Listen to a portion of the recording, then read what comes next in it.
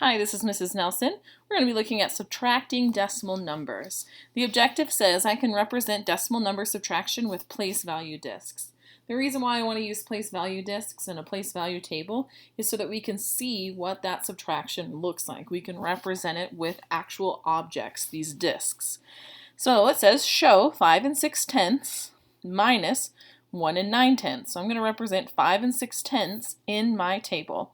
So I've got 5 ones and 6/10. And I need to take away 1 and 9/10. So I need to subtract 1 and subtract 9/10. We'll start with our smallest place value, the tenths here. And I don't have 9/10 to take away.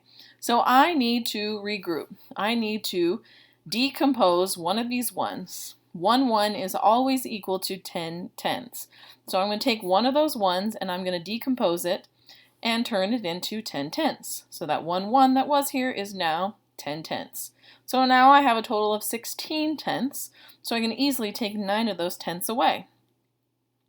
Now I can move to my ones place, and I need to take 1 away, and that's easily done because there's plenty. So I take 1 away. Now I'm just going to look and see what's left. So I had 6 plus 1 more. I have 7/10 and 3 ones. So when I subtract 5 and 6/10 minus 1 and 9/10, I get 3 and 7/10.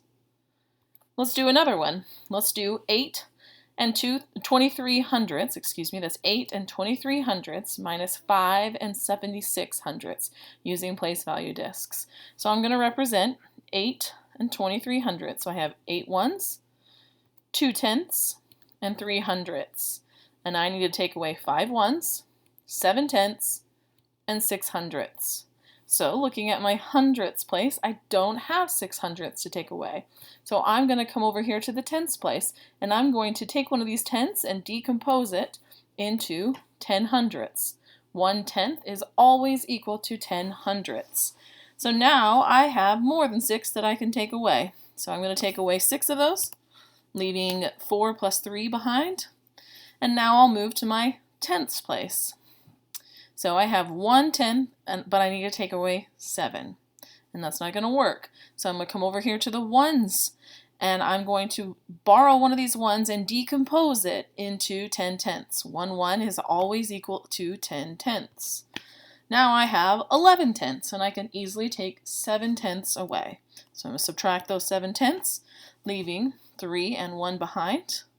And now I need to take away 5 ones. So I'll subtract those 5 ones. And you can see that I'm left with 3 plus 4, 7 hundredths. 1 plus 3, I have 4 tenths. And then I have 2 ones. So when I subtract 8 and 23/100, I would get 5 and 76/100. No, excuse me. When I subtract 8 and 23/100 minus 5 and 76/100, I would get 2 and 47/100. So again, our objective says I can represent decimal number subtraction with place value discs. And the reason why we use these discs is so that you can see the actions that take place. You can see the objects so that you know what you're subtracting and why you're doing the things that you do. Thanks for watching.